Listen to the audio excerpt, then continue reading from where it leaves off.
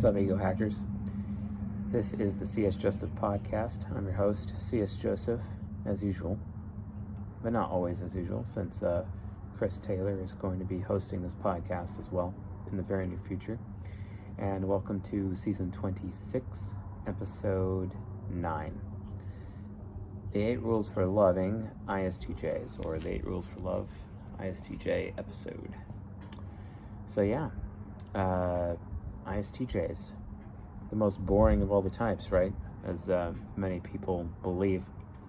But that really depends. It just depends on what flavor of Istj they are. Are they the courageous Istj? Or are they the risk-averse Istj? You see, the risk-averse ones are the ones that, they're the boring people. They're the most boring of all the types. But the ones who are not risk-averse, and they're usually ESTP focused as Istjs, those people are definitely not, they're the ones that go out of their way to not play it safe. And I had the honor of speaking with an Istj recently, although he doesn't believe he's an Istj per se, but I definitely maintain he is. And one of the things that he brought up is just like, I don't want to be an Istj, they're just so boring. And I'm like, bro, but you're not boring though. And he's like, well, why? And I'm like, because you're ESTP focused. You're one of those ESTP focused Istjs. So some examples of ESTP focused INTJs out there: Channing Tatum, he is definitely one of them. Vin Diesel is also another example of a shadow-focused ISTJ, which is pretty good. And then my absolute favorite, Patrick Mahomes, who, in my opinion, I think he's got more raw talent than Tom Brady. I think Patrick Mahomes is very gutsy, yet disciplined at the same time. I think he may actually be the perfect quarterback in the NFL, for sure. And he's an ESTP-focused ISTJ. And it's so funny because the guy that I was talking to looks just like Patrick Mahomes. It's like the spitting image of Patrick Mahomes.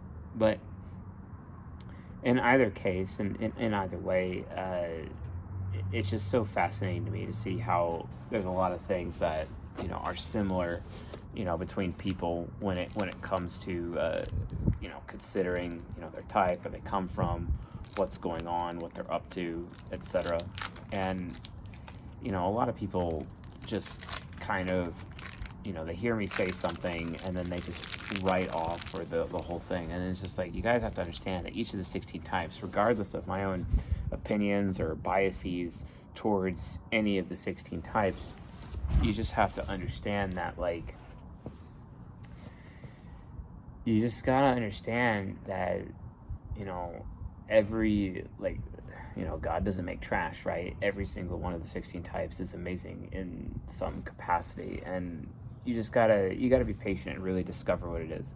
And if you find out what type you are and you just don't like that type or whatever, then you need to be devoting yourself to becoming the exception to the rule, the exceptional version of the type, basically. I think that would be wise for anyone and everyone to do, as a result of that. So keep that in mind. I think that would be that would probably be the absolute best approach that I would recommend. So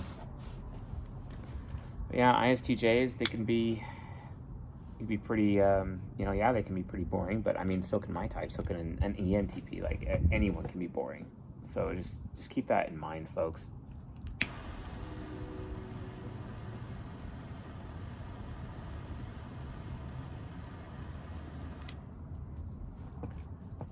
Damn, that's good. That's real good. This one's my favorite.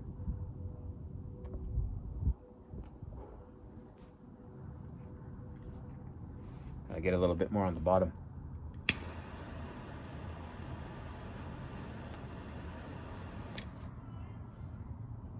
Got it.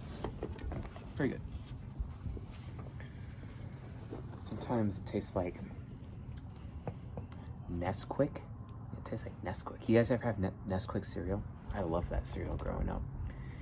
It's poison, but I loved it. Anyway. So yeah, 8 rules for loving ISTJs. ISTJs,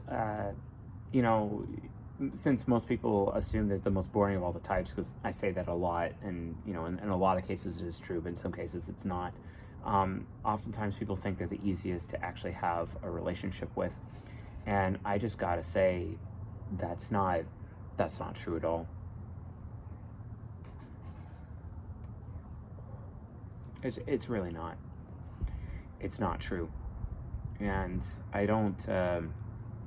think a lot of people don't even realize, just how complex individuals ISTJs actually are and what they're capable of. I mean, even when it comes to like someone like Patrick Mahomes, on top of the world, successful NFL quarterback.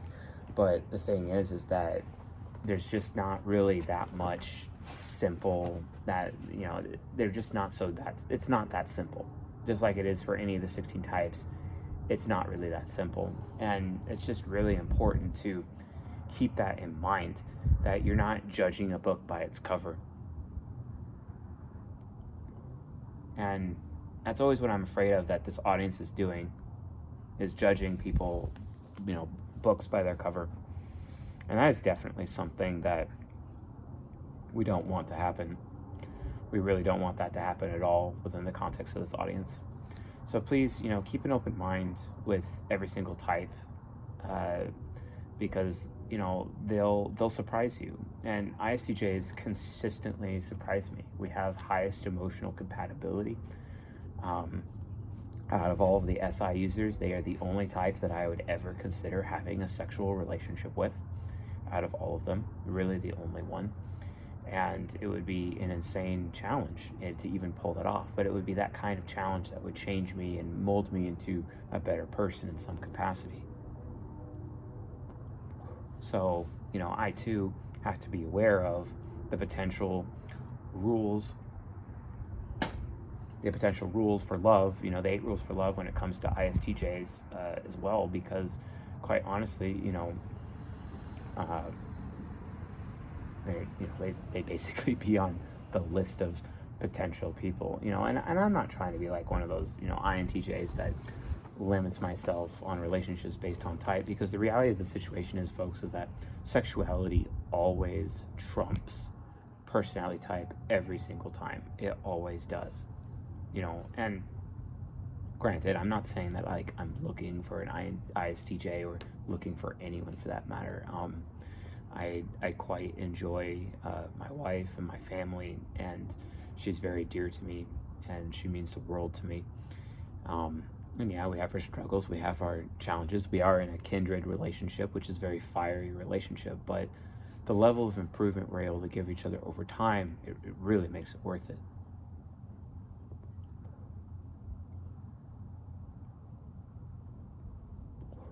So, be that as it may, though, like, it's just kind of really important for everyone just to understand that, sexuality always trumps personality type. It always does. So, if you're attracted to someone, allow yourself to be attracted to someone. If you're going to have a sexual relationship with someone, allow yourself to have a sexual relationship with someone. It's okay. It's completely okay. It's not like this thing that you have to, you don't want to regiment your life based on like personality type, or the words of C.S. Joseph when it comes to understanding, compatibility.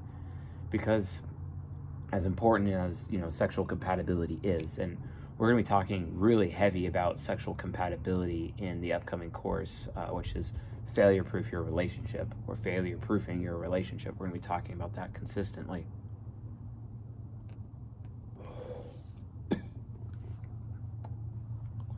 Wow, that was good. We're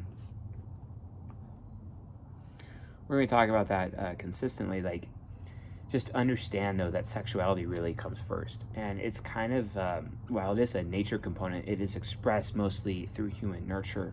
So regardless of your human nature compatibility, just the circumstances of your life really draws you closer to certain kinds of relationships. And remember, there's the affection relationship, there's the companion relationship, there's the natural relationship, there's the intrigue relationship, there's the trust relationship, the refinement relationship, the kindred relationship, as I mentioned. And there's one other sexual relationship that I kind of missed. Oh, the respect relationship, yeah. Those are the 8 sexual relationships in terms of sexual compatibility that exist, the 8 of them. And that's always just something for you to be aware of. Your golden pair is your affectionate, your pedagogue is your companion, and then you have the other natural is your bronze pair, the intrigue is the other bronze pair, so like my intrigue type would be ISTP, for example.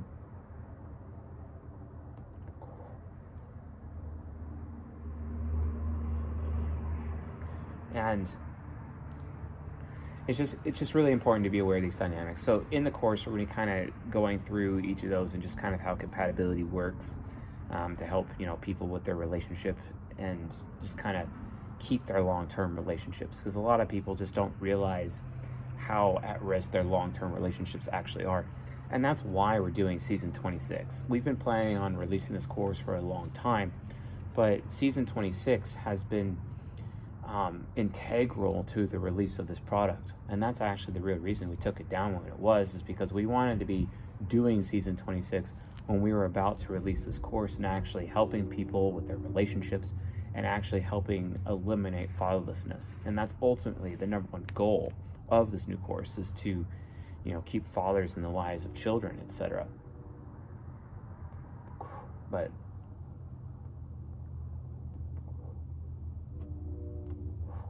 trying to keep it alive. Almost lost it there for a second. But yeah, that's really important. It's super important to just be aware of. Like most people just come to this channel and they expect their ego investments to be enabled, especially a lot of the female watchers of this channel. And they're not really interested in having their ego investments challenged. And that's one of the most frustrating things about this audience. And I wish you folks would just realize, like, hey, I'm talking to you like your dad should be talking to you, because a lot of you folks don't even have daddies. And I have to take on that role, especially since, I don't want to file this generation anymore.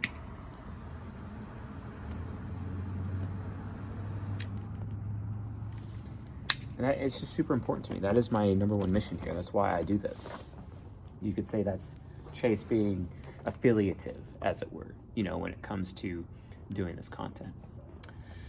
But ISTJs, they're just as complex as everybody else. They're not really that simple. And honestly, I'm getting really tired of hearing STPs talking about how simple ISTJs are, because here's the reality of the situation. ISTJs may be simple for STPs, but they are not simple for everybody else.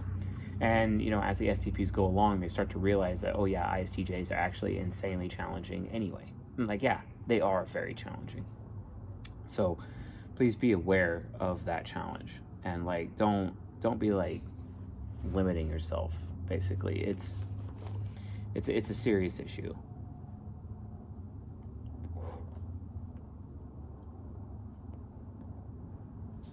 So what is the first rule? What is the first rule? What is SI Hero really looking for in a relationship? What is the first rule? The rule is something a little bit different. But most people would say, oh, you just got to make them comfy. And it's like, no, it's not that simple. It really isn't that simple. SI Hero is extremely powerful. It's really just there. It's trying to be a part of something, or quite frankly, it's trying to be a part of you, the SE user. If you're an SE user in a relationship with an ISTJ, it's trying to be a part of you. And if that's the case, you need to consider what that actually looks like. What does that exactly mean? What does it mean? Well, here's what it means, folks. SI Hero, because it's trying to be a part of you, shouldn't you not provide consideration to the SI Hero? Yeah, the SI Hero is very sensible, right? The ISTJ is probably the most responsible, straight edge, straight arrow type of person out of all the 16 types. And they do that because they spend a lot of time pondering and being considerate of you, their partner. So I think it's only fair that you should be considerate of them because they are providing it to you. This is known as cognitive projection, where people are hoping to receive the things back that they give to others, basically. That's cognitive projection, right? Everyone does that. And, a lot of people don't really understand the consequences of being inconsiderate towards an ISTJ. Because what happens is that all of a sudden they'll get insanely bitter. And then beyond that, they'll start to feel like they're not even remotely important to you. And when that's the case, anyone who makes them feel wanted, anyone who makes them feel important, they're just going to drop their pants for that person and they're going to stop being loyal to you. But the way to prevent that process is that you need to be consistently considerate of them, especially with them having TE parent, which is where rule 2 comes in. Always be thoughtful towards your ISTJ. Always be thoughtful. Always have them in mind. Always factor them in. Don't forget about them. Of course, that's kind of rule 5, not forgetting about them. But it all kind of fits together once you realize that the cognitive functions are not necessarily individual cogs in a machine or individual pieces, but something more.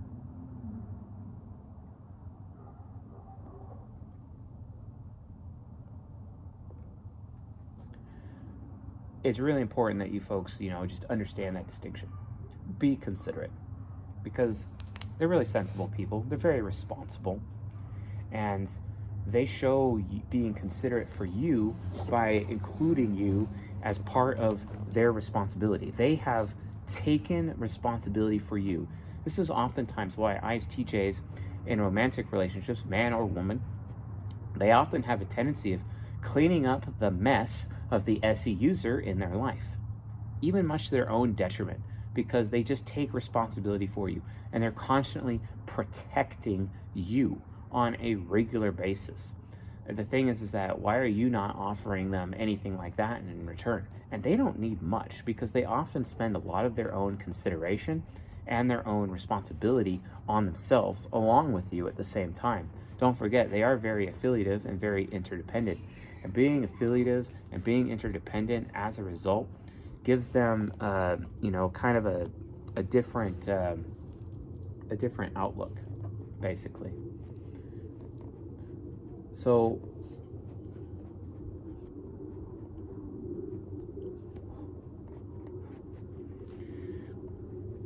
be very considerate to ISTJs. They're very considerate towards you. They always factor you in. They go out of their way to always include you. They're very inclusive. And one of the worst things that you could ever do to an ISTJ is to actually disclude them in a situation, especially when they have spent so much effort factoring you in and being sensible and responsible for you, and then all of a sudden you're going to disclude them. Why should they bother putting any more effort into you anymore? Why should they bother not being loyal to you anymore? And it's just going to create this hateful bitterness towards you over time, and when as a partner in a relationship. And if you're going to spend all of your attention on yourself, spend all of your freedom on others or yourself, and not even factor in your decision makings with them at all, well, they're going to feel discluded. And they're going to be like, wow, you're obviously being inconsiderate because you didn't even take time to even consider me as a person.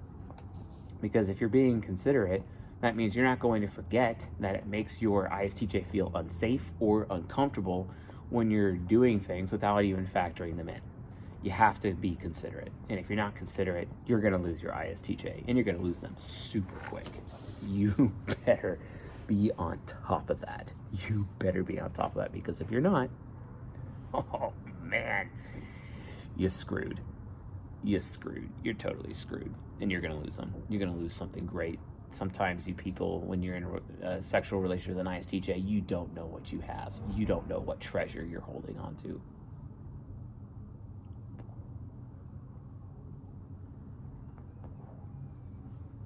You really have no clue. You really have no clue what you lost. You're like Adam and Eve in the Garden of Eden. and you get kicked out of the garden, and you didn't know how good you had it until it's gone. That's what it's like being in a relationship with an ISTJ.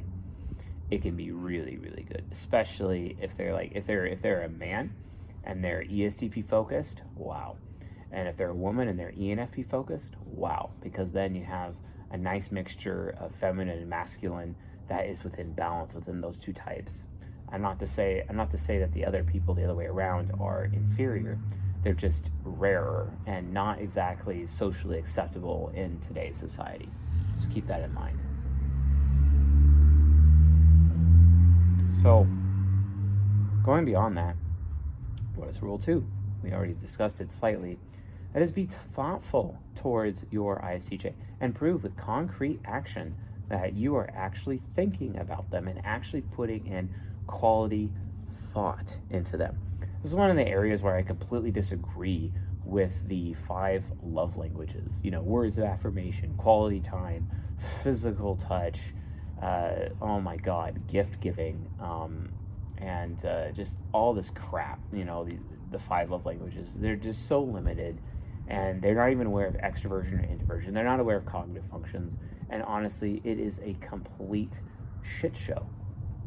It is a complete shit show as to everything that they're talking about. And that's why I don't bother spending any time on the 5 love languages. I think the 5 love languages are like a complete waste. And the thing is that, like, because an ISTJ, a love language here, which would be applying to rule 2, would literally be quality thought. Quality thought. Sending them quality thoughts and being thoughtful towards them, and actually, like, they know that the thought that you put in matters, because they really, really care about that. And they're looking for a little bit additional variety that only you, the creative, potentially SP type, could actually provide. And you're adding something that is a bit novel in their life, but they also know that you spend a lot of time in contemplation. Effort really matters to them because they put in a lot of effort towards you. And if you're putting effort in your thought toward them, oh my God, their FI child will start feeling special immediately. And they love feeling special. Being special is everything to them.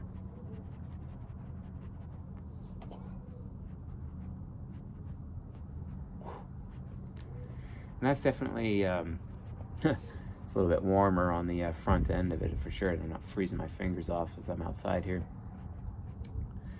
So yeah, like, you might want to be aware of that. Be aware of that, the fact that they need you to be thoughtful. It is a need.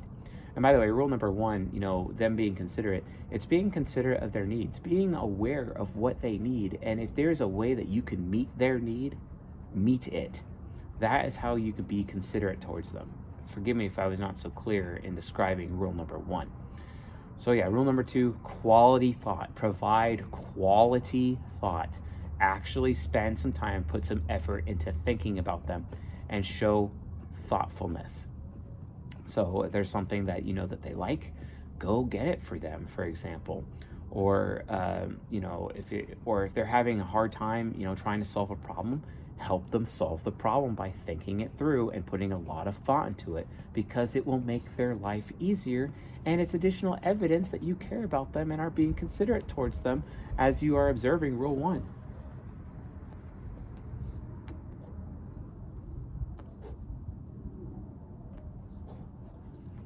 Like, that's super important. Like, you have to do it. Otherwise, they're just going to be lost. And do you think they're even going to like you if you're not going to be putting any thought to them? They're not going to like you whatsoever. So you got to learn how to be thoughtful, even if you are a fellow TE user, okay? You really need to learn how to be thoughtful. That's a really, really big deal. And if you can't do that, well, you probably shouldn't even be in a relationship with them. Rule number 3, always make your ISTJ feel special. Always. All about being special. Not so much important as much as it is actually about special. And sometimes ISTJs will be like, yeah, I really want to feel important, but that's kind of more of an INTJ thing, because there's a little bit of SE in there. But when it comes to ISTJs, the reality is, because they're an SJ, it's actually about being special. It's about being a different kind of level, a different kind of different, a different kind of privilege. They like to be privileged. FI child is all about being privileged, whereas for the ISTJ, whereas the INTJ is a little bit different. It's more like it's kind of like being important to the point of fame. But with the ISTJ, it's about being special. It's about being privileged. It's like getting privileged access, etc., to certain things. Private invitations to the club, etc. And that's the thing. That's one of the most important things to realize about ISTJ types. And just kind of how they need to be in have that special status in their life, because they already make themselves a priority because they're FI child naturally. The thing is that they need to know that, and they're going to make you a priority as well. But the thing is, though, is that by making you a priority, are they making themselves any less special? Or are you taking their feelings of specialness away? I mean, if they're in a relationship with a fellow FI user, they could end up competing for the title of special in the relationship.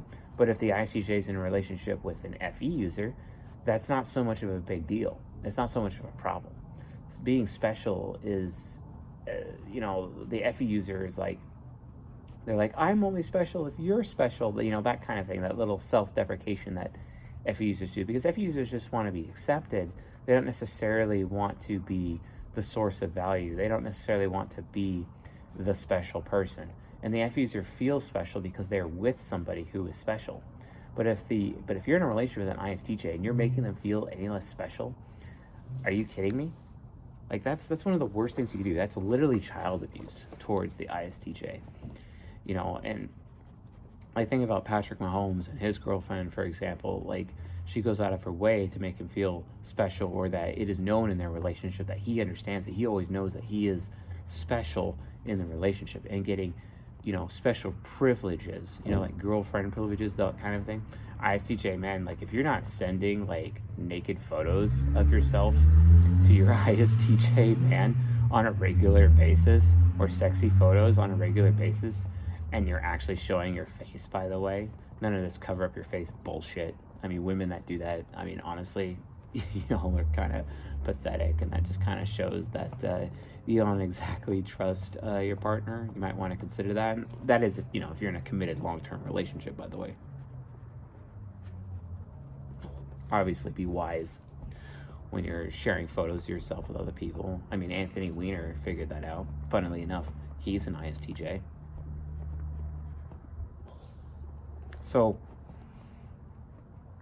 keep that in mind. Keep that understood, basically. Because if you're not going out of your way to make the ISTJ feel special, it's well, then what's the point of me being here? Because remember, FI child is all about investment, right? It wants to receive, it's all about, and it's also all about return on investment. Although mostly SE users, the SEFI users, the wayfarers really rely on return on investment. But that's not to say that STJs don't do that as well. They do it because they do it from a point of expectation. They have expectations, and they will share those expectations with you, and it's really important to meet their expectations. And guess what? That is rule 4. Extrovert intuition inferior. Always go out of your way to meet the expectations of your ISTJ. And if you don't know what their expectations are of you, ask them. Communicate. They're not always going to be willing to share with you their expectations because it's an inferior function. They're scared. They're afraid. It's really important. Now, granted, obviously extrovert intuition inferior, it's an infant.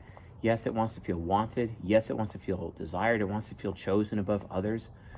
But it's not really going to communicate these things to you. But some of the subtle ways that it can communicate those things to you is through expectations. By talking in terms of expectations, it makes it safer for them to expose their extrovert intuition inferior, soft, gushy center, at the center of the Tootsie Pop after 3 licks, if you know what I'm saying. When they open up that part of themselves, speaking in terms of expectations is a really safe way for them to actually be willing to share that part of themselves with you.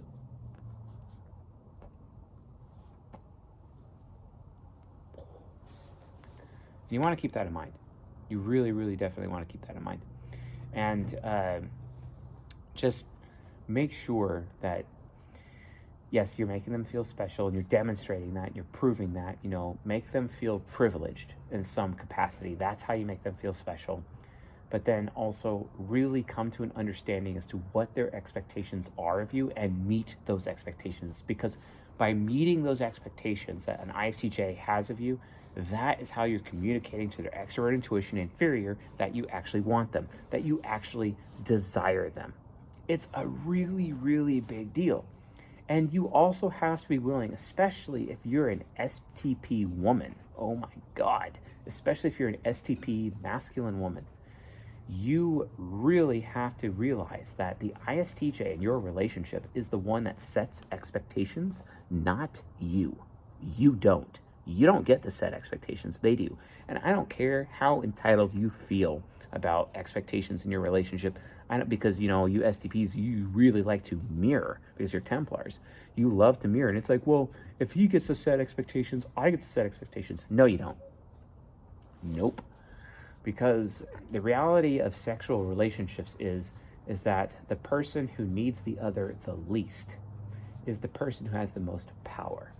And in this day and age, men need women the least. I don't care how. I don't care if you disagree with that. That's a fact.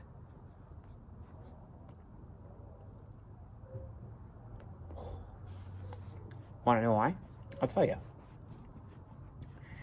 Because earlier in life, men need sex, but later in life, they want sex. Earlier in life, women want sex. Later in life, women need sex. So in the long run, the men are the ones who actually really truly have the power in the long run.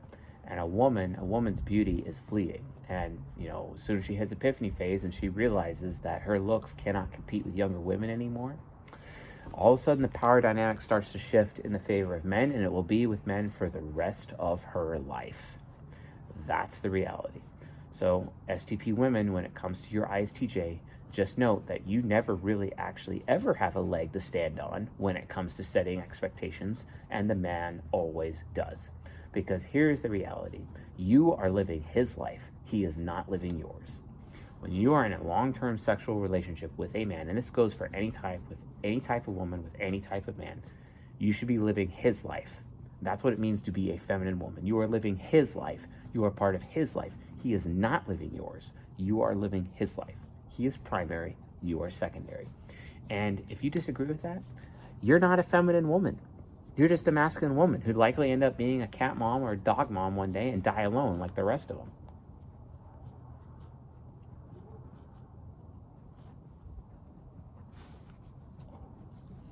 If you disagree with that, well, get over yourself. That's a fact. That's an absolute fact. That's just always how it's going to be. Like a lot of people they can't accept that. And I get it. We live in a society where society enables, women's ego investments on a consistent basis. And, because of that, like it's really frustrating when,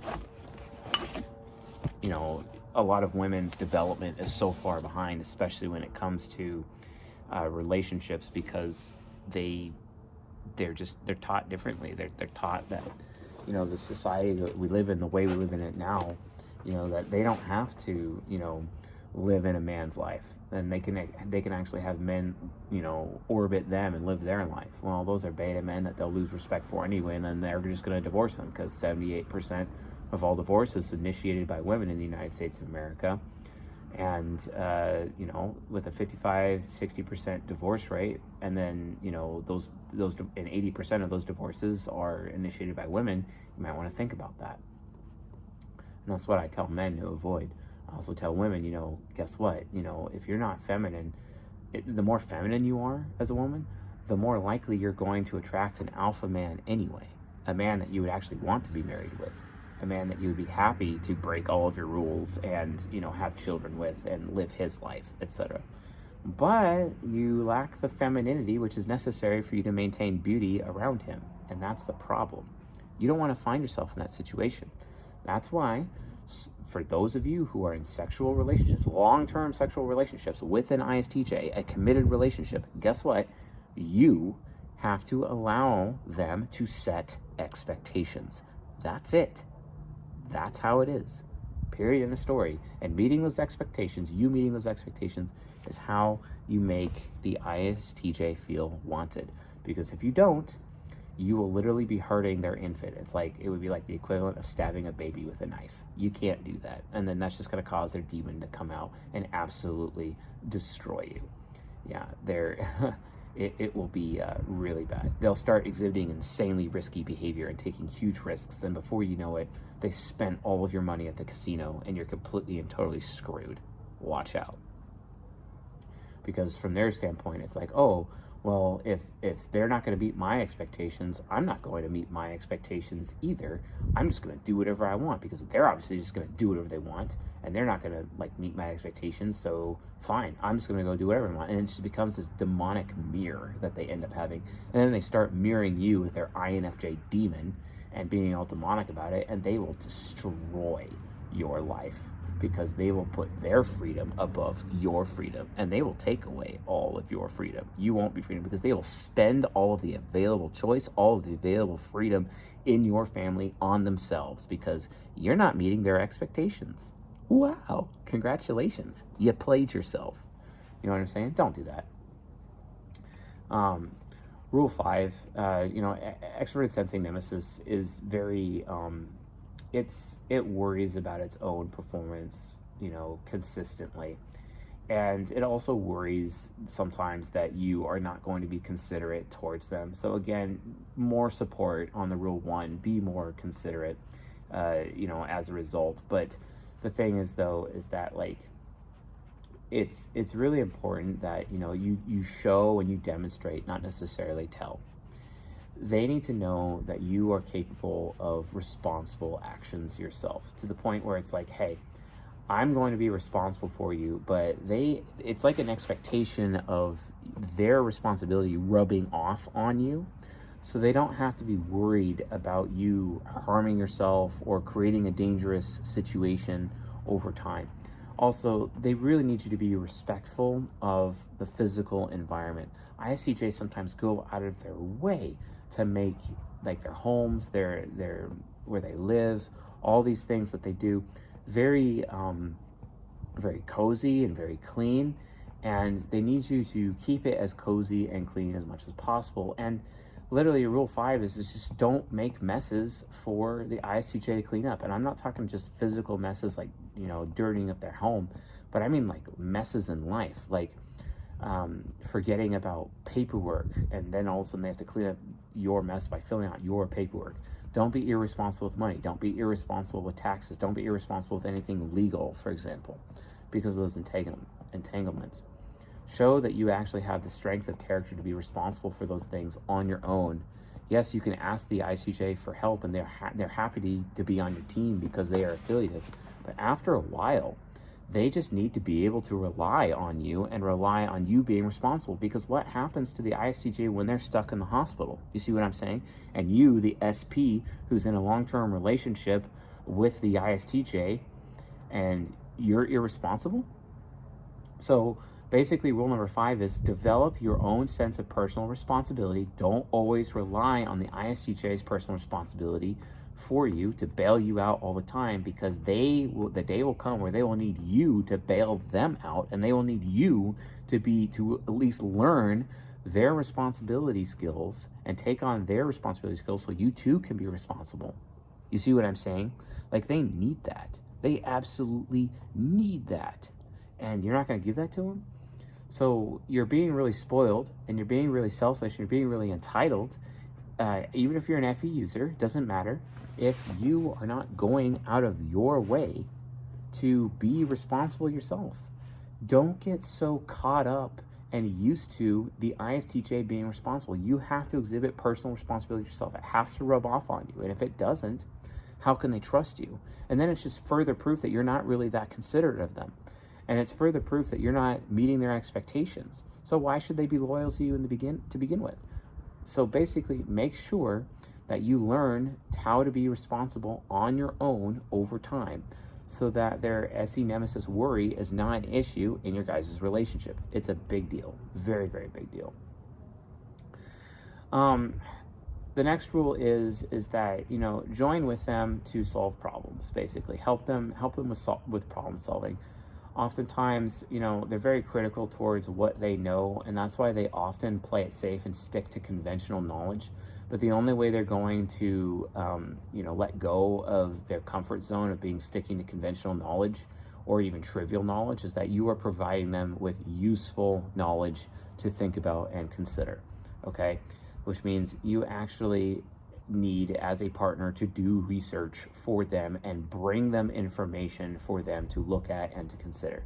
You also have to provide them input, not very much and not very often, but a little bit for them to consider, because sometimes they can be insanely stubborn with their conventional wisdom, conventional knowledge, which always ends up serving to bite them in the ass later.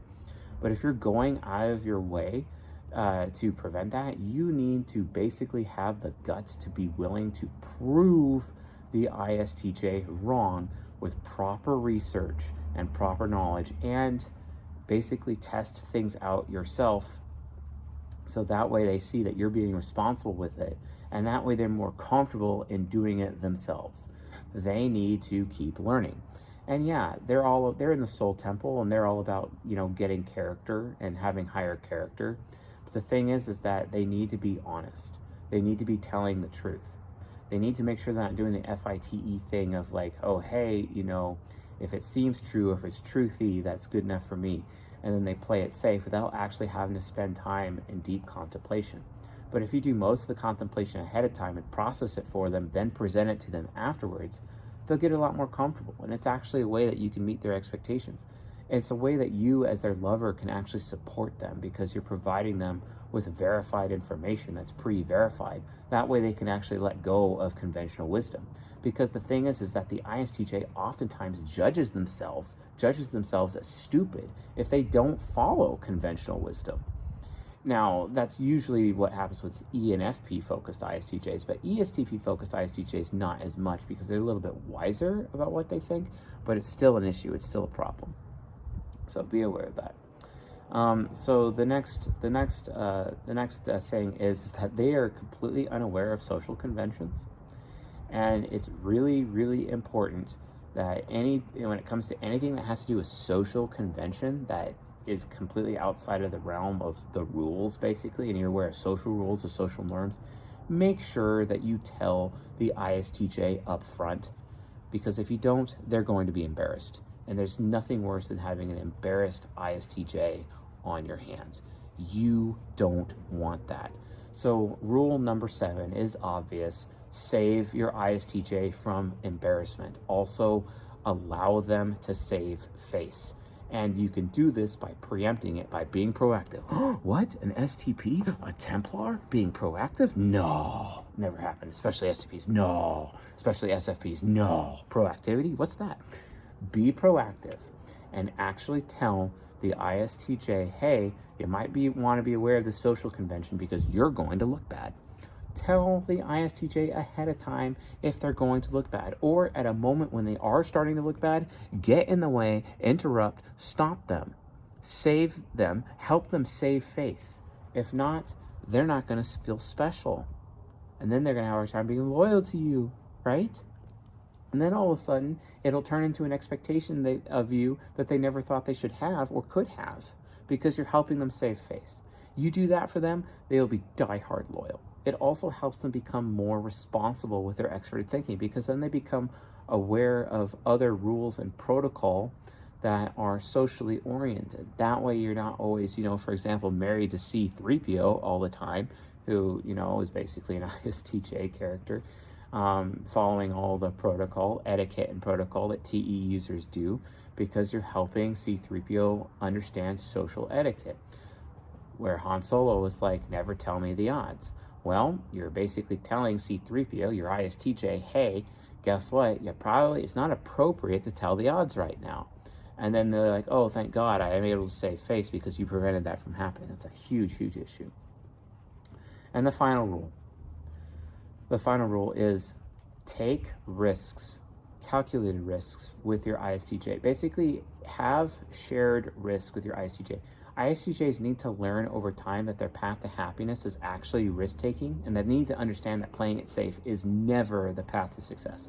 The problem is if they take risks on their own, it will ruin their life and it will ruin you. They are affiliative. They are interdependent. So what you need to do is learn how to take risks, but take risks with them. So it's a shared risky experience. That way, if they go down, you go down. That way, if you go down, they go down. It's a shared risk, and they're always willing to do shared risk instead of handling risk themselves. If you force them to take risks on their own, they'll just hate you. Their demon will hate you. Their demon will come out. But if you are doing shared risk with them, then they're more likely to be more endeared to you, and it will help them. It will help them take risks. It'll even actually help them develop happiness over time because it's getting them out of their comfort zone, and they're seeing what life really has to offer. It also makes them less boring. So here's the key. If your ISTJ is boring in your sexual relationship with you, well, guess what? It's your fault because you're not taking calculated shared risk with them. You're not going to do new things with them. You're not figuring out new experiences with them and introducing them to new things. That's actually on you. It's not on them. Okay? They're supposed to be a foundation for you, basically, as the SE user, a safe foundation, a safe space, basically, for you. The safe space is the ISTJ. But if you're not doing that in your relationship, if you're not adding in some plants, if you're not making that foundation, that safe space nice, or adding new things to it or whatever, or exposing it to new things, that's your fault. And so in reality of the situation, they're boring because you're boring. Have you ever thought of that? Have you? So yeah, shared risks. Take shared risks with your ISTJ to enrich their life. It'll help them become more angelic with their demon development. It'll also help them develop via cognitive orbit their expert intuition inferior, and they will be way more open to possibilities and more comfortable with possibilities and comfortable taking risks than they ever have. And above all, it increases their personal strength as a human being as well as their character. It is the number one way that you can actually improve them over time. Who wouldn't want that? What ISTJ wouldn't want that in a sexual relationship? See what I'm saying, folks? It's super, super important. So anyway, folks, that's it for this episode. Thanks for watching. If you found this episode useful, helpful, educational, enlightening, please leave a like and then also a comment. We'll check out all the comments. And I hope you've been enjoying this season 26, 8 Rules for Love. And I hope it really serves to benefit your lives, especially when it comes to having relationships, long-term relationships with ISTJs. So thanks for watching, and I'll see you guys tonight.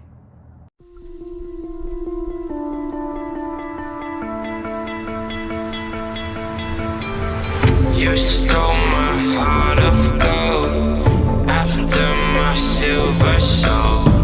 Can you dig